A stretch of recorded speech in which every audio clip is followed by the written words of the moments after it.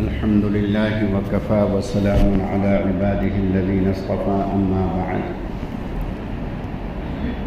فعن أبي هريرة رضي الله تعالى عنه قال قال رسول الله صلى الله عليه وسلم سبعة يظلهم الله في ظله يوم لا ظل إلا ظله إمام عادل وشاب نشأ في عبادة الله تعالى ورجل معلق بالمسجد إذا خرج منه حتى يعود إليه ورجلان تحابا في الله اجتمعا عليه وتفرقا عليه ورجل دعته امرأة ذات حسب وجمال فقال إني أخاف الله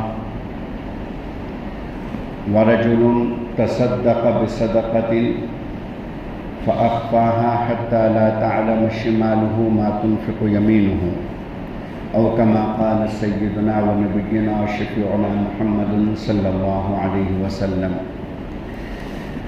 حضرات گرامی معزز سامعین، مجھے بڑا اشتیاق رہتا ہے آپ کے درمیان حاضری کا، اور یہ اللہ کا بڑا فضل اور احسان ہوا کہ اللہ نے پھر موقع بخشا اور آپ حضرات کی زیارت نصیب ہوئی۔ اللہ تعالیٰ بار بار یہ مجھے مبارک موقع عطا فرمائے، اور اللہ رب العزت مولانا شاہد صاحب کی عمر میں صحت میں برکت عطا فرمائے، اللہ ان کو تندرستی دے۔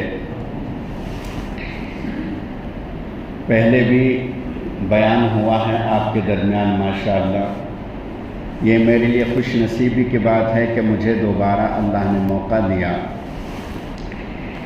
جو حدیث میں نے آپ کے سامنے تلاوت کی ہے، اس میں اللہ کے رسول صلی اللہ علیہ وسلم نے 7 آدمیوں کے بارے میں ارشاد فرمایا کہ 7 آدمی ایسے ہیں کہ قیامت کے روز اللہ ان کو اپنی رحمت کے سائے میں رکھے گا، اس دن جس دن اللہ کے عرش اور رحمت کے علاوہ کوئی سایہ نہیں ہوگا۔ 7 قسم کے آدمی ایسے ہیں کہ جنہیں اللہ رب العزت اپنے عرش کے اپنی رحمت کے سائے میں رکھے گا۔ سب سے پہلے اللہ کے رسول صلی اللہ علیہ وسلم نے ذکر فرمایا امام عادل، انصاف کرنے والا حکمران، انصاف کرنے والا سلطان، انصاف کرنے والا بادشاہ، انصاف کرنے والا حاکم، انصاف کرنے والا آفیسر۔ یہ تمام تر جو میں نے آپ کو قسمیں بتلائی ہیں، یہ تمام تر قسمیں اس میں داخل اور شامل ہیں۔ اللہ کے رسول صلی اللہ علیہ وسلم نے ارشاد فرمایا کہ امام عادل، انصاف کرنے والا حکمران، انصاف کرنے والا سلطان۔ ایک بادشاہ گزرے ہیں رسول اللہ صلی اللہ علیہ وسلم سے پہلے ملک عراق میں، ان کا نام تھا نوشیروان۔ وہ بڑے انصاف کرنے والے تھے، ان کے انصاف کی تعریف رسول اللہ صلی اللہ علیہ وسلم نے بھی کی ہے۔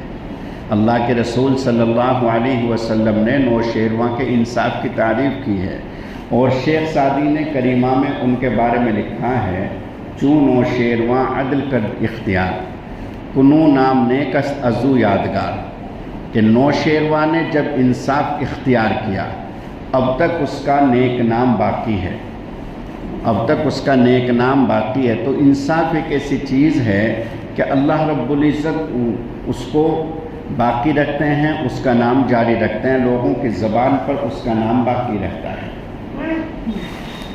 یہ نوشیروان بغداد جو ایک شہر ہے، تو بغداد کے بارے میں یہ تحقیق ہے جو لکھا ہے علماء نے، تو بغداد کی وجہ تسمیہ یہ بیان کی ہے کہ وہ ایک شہر ہے، اور شہر بننے سے پہلے بغداد یہاں نوشیروان بیٹھ کر کے انصاف کرتا تھا، اور یہ ایک باغ تھا جہاں اس کا تخت لگتا تھا، اور فریادی آتے تھے اپنا معاملہ رکھتے تھے، اور نوشیروان وہاں بیٹھ کر کے عدالتیں لگاتا تھا، اور اس کے بعد وہاں انصاف ہوتا تھا۔ تو اس لیے اس کا نام بغداد تھا، بعد میں کثرت استعمال کی وجہ سے بغداد ہو گیا، ورنہ اصل جو نام ہے بغداد، یعنی کہ فارسی زبان کا لفظ ہے انصاف کا باغ۔ اور دوسری تحقیق اور ہے، دوسری تحقیق یہ ہے کہ بغداد بغ ان کا ایک بت تھا، اور داد کے معنی فارسی زبان میں دیا، یعنی کہ بت نے دیا۔ تو بہرحال ان تحقیق میں سے ایک تحقیق یہ ہے کہ وہ انصاف کا باغ ہے۔ تو نوشیروان ایک مرتبہ شکار کھیلتے کھیلتے اتنی دور نکل گیا جنگل میں کہ اپنے فوجیوں سے، اپنے حفاظتی دستے سے اور اپنے سیکورٹی گارڈ سے الگ ہو گیا۔ اس کو پیاس لگی، تو وہاں بیابان میں اس کو کوئی بستی اور کوئی چشمہ کنواں نظر نہیں آیا، تو وہ ایک باغ میں چلا گیا۔ اس باغ میں دیکھا کہ ایک نوجوان ہے جو اس باغ کا مالی ہے۔ اس سے تو معلوم نہیں تھا کہ یہ بادشاہ ہے، تو اس نوجوان سے اس نے کہا کہ میں ایک مسافر ہوں اور مجھے پیاس لگی ہوئی ہے، پانی کا انتظام کر دیجیے۔ انہوں نے کہا کہ اے مسافر، پانی تو نہیں ہے، لیکن میں ایک انار نچوڑتا ہوں، اس کا جوس آپ کو پلا دیتا ہوں۔ وہ نوجوان اٹھا، ایک انار توڑا اور اس کا جوس نکال کر کے بادشاہ کو پیش کیا، مسافر کو پیش کیا۔ وہ بڑا لذیذ تھا، بڑا میٹھا تھا، بادشاہ کو بڑا لطف آیا پینے میں۔ تو بادشاہ کے دل میں خیال پیدا ہوا کہ اتنا عمدہ باغ کہ جس کے انار اتنے میٹھے ہیں، یہ ایک عام آدمی کے پاس کا ہے، تو ایک بادشاہ کی ملکیت ہونی چاہیے۔ دل میں اور نیت میں فرق آ گیا، فطور آ گیا۔ چنانچہ ادھر ادھر کی باتیں ہوئیں، کہنے لگا کہ نوجوان ایک گلاس اور پلا دیجیے گا، ایک گلاس اور پلا دیجیے گا۔ وہ نوجوان اٹھا اور اسی شاخ سے اسی سائز کا انار توڑ کر کے اس کو نچوڑا، تو اس مرتبہ انار کا جو جوس ہے وہ کم نکلا، اور جس وقت بادشاہ نے پیا تو وہ ذائقہ اور مٹھاس نہیں تھا جو پہلے جوس میں تھا۔ تو اسے بڑی حیرانی ہوئی، پوچھا کہ اے نوجوان، پہلا جو گلاس تم نے پلایا تھا وہ بڑا لذیذ تھا، بڑا لطیف تھا اور بڑا میٹھا تھا، لیکن اس میں تو وہ ذائقہ نہیں ہے۔ تو نوجوان صاحب دل تھا، نوجوان نے کہا کہ اے مسافر، مجھے ایسا محسوس ہوتا ہے کہ ہمارے ملک کا جو بادشاہ ہے اس کی نیت میں فطور آ گیا، اس کی نیت میں فطور آ گیا، جس کا اثر میرے باغ کے ان پھلوں میں ظاہر ہوا۔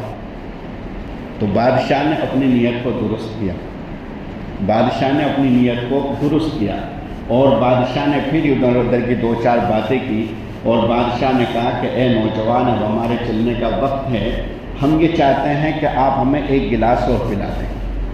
تو نوجوان اٹھا اور اسی شاخ سے، اسی پیڑ سے، اسی سائز کا ایک انار اور توڑا، اب نکالا تو پہلے جتنا تھا اتنا ہی بھرا گلاس، اور پہلے جو لذت اور اس کے اندر جو مٹھاس اور شیرینی تھی، اب آخر والے گلاس میں وہی محسوس ہوئی۔ تو نیت کا فرق پڑا، نیت کا فرق پڑا، تو اللہ رب العزت نے وہ مٹھاس واپس لوٹا دیا۔ اب گھر گھر کے اندر ناانصافی ہے، خاندانوں میں ناانصافی، اداروں میں ناانصافی، اور بہرحال حکومتیں تو ناانصافیاں کر ہی رہی ہیں، لیکن آدمی کا جہاں تک بھی اختیار ہے، اعدلوا بین اولادکم، اپنی اولاد کے درمیان انصاف سے کام کرو، اعدلوا هو اقرب للتقوی، انصاف کرو، یہ انصاف تقوی کے زیادہ قریب ہے۔ آدمی اپنے گھر کا بڑا ہے، اپنے گھر کا ذمہ دار ہے، تو اس کو چاہیے کہ اپنی اولاد کے ساتھ، اپنے ماتحتوں کے ساتھ انصاف سے کام لے۔ دکان کا مالک ہے، یہ اسی طریقے سے کوئی فیکٹری چلاتا ہے، تو اس کے اندر جتنے ملازمین ہیں ان کے درمیان وہ انصاف سے کام لے، عدل سے کام لے، تو انشاءاللہ اس کے اندر برکت ہوگی، اور یقیناً اس کے کاروبار میں بڑھاوا اور ترقی آئے گی۔ تو امام عادل وشاب نشأ فی عبادت اللہ تعالی، اور دوسرے ایسا نوجوان کہ جس نے اپنی جوانی اللہ کی عبادت میں گزار دی، جس نے اپنی جوانی اللہ کی عبادت میں گزار دی، تو ایسا جوان اللہ کو بہت پیارا، بہت پسندیدہ ہے۔ میں کرناٹک جایا کرتا ہوں، تو وہاں بیلگام شہر میں ایک نوجوان ہے جو کالج پڑھتا ہے، تو ان کے والد صاحب نے مجھے بتایا، اس کا نام افضل ہے، تو اس کے والد نے بتایا مجھے کہ مولانا ہمارا جو بچہ ہے کالج پڑھتا ہے حالانکہ، اور ماشاءاللہ وضع پتہ بالکل درست ہے اور کرتا پائجامہ سب ہیں، انہوں نے بتایا کہ ہمارے اس افضل کو اکثر و بیشتر رسول اللہ صلی اللہ علیہ وسلم کے خواب میں زیارت ہوتی ہے۔ بتائیے کہ کالج میں پڑھنے والا بچہ، کالج میں پڑھنے والا رسول اللہ صلی اللہ علیہ وسلم کی اکثر اس کو زیارت ہوتی ہے۔ ماشاءاللہ تہجد کا پابند، 5 نمازوں کا پابند، تلاوت کا پابند، اور کالج میں پڑھ رہا ہے لیکن سنتوں کا پابند ہے۔ تو اس لیے ضروری ہے کہ جو نوجوان یہاں بیٹھے ہوئے ہیں ان کو چاہیے کہ وہ اپنی جوانی اللہ کی عبادت میں گزاریں۔ اللہ کی عبادت میں جو سکون اور جو مٹھاس اور جو چاشنی اور جو راحت اور سکون ہے وہ کسی اور میں نہیں ہوگا۔ تو اس لیے میری درخواست یہ ہے، جتنے یہاں نوجوان بیٹھے ہوئے ہیں یا ادھیڑ عمر کے بیٹھے ہوئے ہیں، کہ عمر کا کوئی اعتبار نہیں کہ کہاں جا کر کے پڑھا اس کا ختم ہو جائے، تو آدمی کو چاہیے کہ باقی کی جو زندگی ہے وہ اللہ کی عبادت میں اور اللہ کی یاد میں گزرے۔ تیسرے، ایک ایسا شخص کہ جس کا دل مسجد میں اٹکا ہوا ہے، یہاں تک کہ جب وہ مسجد سے نکلتا ہے جب تک واپس نہیں لوٹتا مسجد میں دوسری نماز کے لیے تو دوسری نماز کا انتظار رہتا ہے۔ مثال کے طور سے آپ جمعہ پڑھ کر کے جائیں گے اور کاروبار میں مشغول ہو جائیں گے تو آپ کو ایک فکر ہے کہ مجھے عصر میں جانا ہے۔ عصر پڑھی تو عصر کے بعد مغرب کی تیاری، یعنی کہ مغرب کی تیاری کا مطلب یہ نہیں ہے کہ آپ مسجد میں ہی بیٹھے رہیں۔ اللہ رب العزت نے اس کا مکلف آپ کو نہیں بنایا، بلکہ اصل مطلب یہ ہے کہ وہ نماز کا جو وزن اور بوجھ ہے وہ آپ کے ذہن پر سوار رہے، اس کی فکر رہے کہ مجھے نماز ادا کرنی ہے مغرب، اور مغرب پڑھ کر کے پھر عشاء کا انتظار۔ حضرت سعید ابن مسیب رحمۃ اللہ علیہ بڑے تابعین میں سے ایک تابعی ہیں، بڑے اونچے درجے کے بزرگ تھے۔ حضرت ابو ہریرہ رضی اللہ تعالیٰ عنہ جو صحابی ہیں، صحابی رسول، اور سب سے زیادہ حدیث نقل کرنے والے حضرت ابو ہریرہ، سب سے زیادہ حدیث حضرت ابو ہریرہ، ان کے داماد ہیں حضرت سعید ابن مسیب۔ بڑے اچھے نمازی تھے، یعنی ان کے 20 سال اس حال میں گزرے، 20 سال اس حال میں گزرے کہ اذان سے پہلے وہ مسجد میں حاضر ہو جایا کرتے تھے۔ آپ اندازہ کیجئے کتنے بڑے متقی پرہیزگار تھے کہ 20 سال ان کے ایسے گزرے، اور ایک روایت کے مطابق 40 سال گزرے، لیکن میں نے احتیاط والا پہلو اختیار کیا ہے کہ 40 سال ایسے گزرے ہیں، یہ کہ 20 سال ایسے گزرے ہیں کہ وہ پہلے مسجد میں موجود رہے اور اس کے بعد اذان ہوئی۔ اتنے پختہ نمازی تھے۔ ایک مرتبہ قحط آ گیا مدینہ منورہ میں اور بارش نہیں ہوئی، لوگ ان کے خدمت میں حاضر ہوئے کہ حضرت دعا کر دیجئے کہ بارش ہو جائے۔ تو حضرت نے فرمایا کہ بھائی میں کیا دعا کروں، میں ہی ایک گنہگار اس بستی میں موجود ہوں، میں نکل جاؤں گا تو بارش برس جائے گی۔ چنانچہ اپنی گدڑی لپیٹی اور نکل گئے مدینہ کی فضاؤں سے باہر، مدینہ کی سرحدوں سے باہر نکلے۔ بارش شروع ہو گئی تو لوگوں کو بڑا عجیب محسوس ہوا کہ حضرت والا اتنے بڑے بزرگ، اتنے بڑے اللہ والے، اور حضرت جو فرما رہے ہیں کہ میں ہی گنہگار ہوں، میں باہر چلا جاؤں گا تو بارش برس جائے گی۔ چنانچہ ایسا ہی وہ باہر نکلے تو بارش شروع ہو گئی۔ تو لوگوں نے اس زمانے کے ایک دوسرے بزرگ تھے حضرت حسن بصری رحمۃ اللہ علیہ، لوگوں نے ان سے ذکر کیا کہ حضرت ایسا ایسا واقعہ پیش آیا، تو حضرت نے فرمایا کہ ایسا نہیں ہے کہ وہ گنہگار ہیں، بلکہ وہ تو بہت پہنچی ہوئی بزرگ ہستی ہیں۔ اصل معاملہ یہ ہے کہ تم میں سے کوئی بھی ایسا نہیں تھا کہ جس کو اپنے گناہوں کا اعتراف ہو۔ وہ گنہگار نہ ہونے کے باوجود انہوں نے اپنے قصور کا اعتراف کیا۔ اللہ رب العزت کو ان کی ادا ایسی پسند آئی، اللہ رب العزت کو ان کی ادا ایسی پسند آئی کہ ان کی اس ادا کے پسند کرنے کی وجہ سے اللہ نے بارش فرما دی۔ یہ ان کے نکلنے کی وجہ سے نہیں بلکہ ان کے اعتراف قصور کی وجہ سے۔ تو ہم لوگوں کا حال یہ ہے کہ ہم رات دن گناہوں میں لپٹے رہتے ہیں، گناہوں میں غرق رہتے ہیں، اور اعتراف قصور ہمیں نہیں ہوتا۔ ہر آدمی کو چاہیے کہ اپنے گناہوں کا اعتراف دل میں کرتا رہے اور ہمیشہ اللہ کو یاد رکھے۔ تو تیسری جو شخصیت ہے، رجل قلبہ معلق بالمسجد اذا خرج منہ حتی یعود الیہ، تو چوتھی قسم دو ایسے بھائی ہوں، دو ایسے مسلمان ہوں، صاحب ایمان ہوں کہ جو صرف اور صرف اللہ کی وجہ سے محبت کریں. رجلان تحابا فی اللہ اجتماعا علیہ، کہ جب بھی وہ آپس میں بیٹھیں تو اللہ کی نسبت پر بیٹھیں. ورجلان تفرقا علیہ، اور جب بھی وہ جدائی کی اختیار کریں تو صرف اور صرف اللہ کی نسبت سے جدائی کی اختیار کریں. چار قسم کے آدمی ہو گئے. اور پانچویں قسم اس شخص کی ہے رجل دعته امرأة ذات حسب وجمال فقال انی اخاف. ایسا جوان یا ایسا مرد کہ جس کو کوئی حسین جمیل اور اونچے خاندان والے کوئی عورت اس کو بدکاری کی دعوت دے اور وہ یوں کہے کہ میں صرف اور صرف اللہ سے ڈرتا ہوں، میرے لیے کوئی رکاوٹ نہیں ہے، میں صرف اور صرف اللہ سے ڈرتا ہوں. اس کا بھی نوجوان کا ایک واقعہ ہے کہ ایک نوجوان ایک گلی سے گزر رہا تھا. ایک عورت جو بڑی اچھے خاندان کی تھی، اس نے اس کو دیکھا تو اس کی طبیعت آ گئی اس کے اوپر، نوجوان کے اوپر. تو اپنی باندی کے ذریعے اس کو بلوایا، وہ اندر گیا تو اس سے بدکاری کی دعوت دی. وہ کہنے لگا کہ بیوی ایسا کرتا ہوں، مجھے تقاضا ہے استنجے کا اور میں استنجا کر کے آتا ہوں. بیت الخلاء میں داخل ہوا اور بیت الخلاء کے اندر اس زمانے میں کچی بیت الخلاء ہوتی تھی، اب تو ماشاءاللہ سب کے ہاں بیت الخلاء پختہ فلیش ہیں. اس زمانے کی بات ہے جب کچی بیت الخلاء ہوتی تھی. بیت الخلاء میں گیا اور وہاں جو گندگی پڑی تھی وہ اپنے جسم پر لپیٹ لی. چونکہ دل گندا ہونا وہ برا ہے اس سے کہ ظاہری گندگی ہو جائے، کیونکہ ظاہری گندگی تو دھل جائے گی. اس نے کہا کہ نکالو اس سے پاگل کو. دریا میں گیا اور غسل وغیرہ کیا، پاک صاف ہوا تو ہمیشہ جب تک وہ زندہ رہا اس کے جسم سے عجیب قسم کی مہک اور خوشبو محسوس ہوتی گئی. آپ اندازہ کیجیے کہ ظاہری گندگی اس نے لگائی لیکن اللہ رب العزت نے اس کو جنت کی خوشبو دنیا ہی میں عطا فرمائی. تو ایسی پاکیزہ اور ایسی صاف ستھری زندگی آدمی کو گزارنی چاہیے. وَرَجُلٌ دعته امرأة ذات حسب وجمال فقال إني أخاف الله. ورجل تصدق بصدقة فقال فأخفاها حتى لا تعلم شماله ما تنفق يمينه.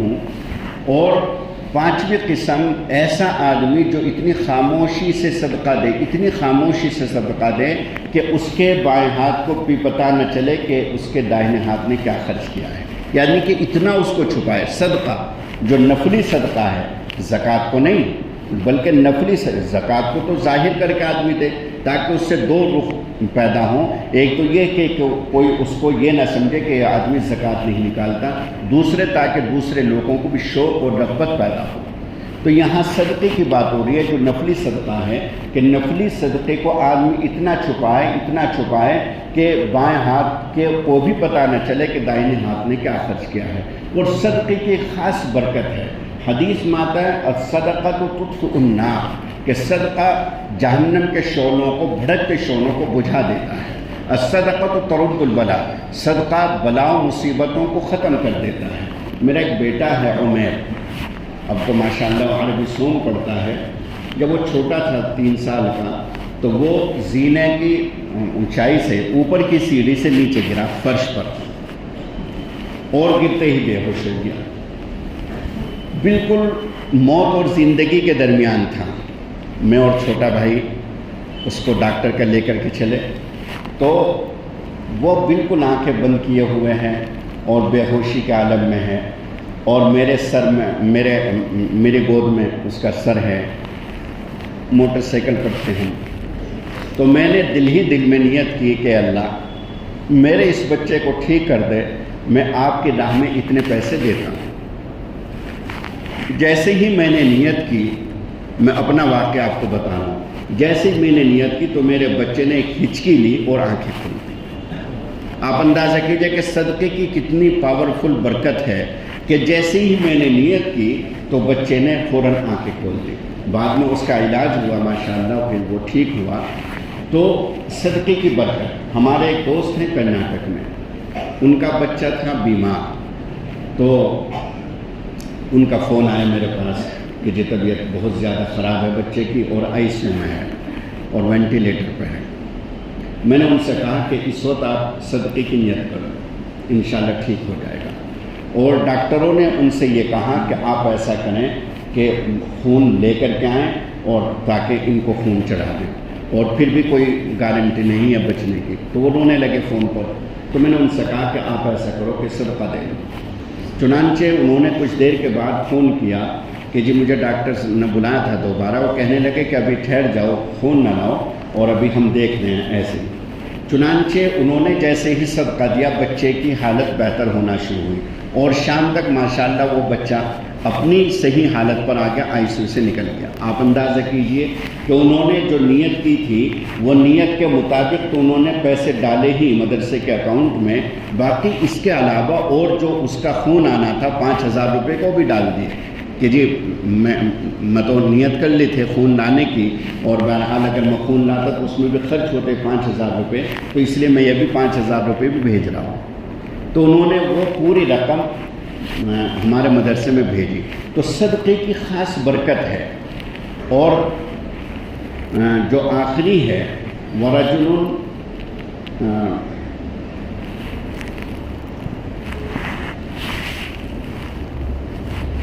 مجھے جب سے میں بیمار ہوا تو بیچ میں اسٹاپ لینا پڑتا ہے، طبیعت جب سے خراب ہوئی تو بیچ میں مجھے اسٹاپ لینا پڑتا ہے۔ آپ لوگ اس کو محسوس نہ کریں، یہ میری طبیعت کا اس وقت اثر ہے۔ وَرَجُلٌ ذَكَرَ اللَّهَ خَالِيًا وَرَجُلٌ ذَكَرَ اللَّهَ خَالِيًا، اور ایسا آدمی جو اللہ کو یاد کرے تنہائی میں، فَفَاضَتْ عَيْنَاهُ، اور اس کی آنکھیں بہہ پڑیں، اس کی آنکھوں سے آنسو جاری ہو جائیں۔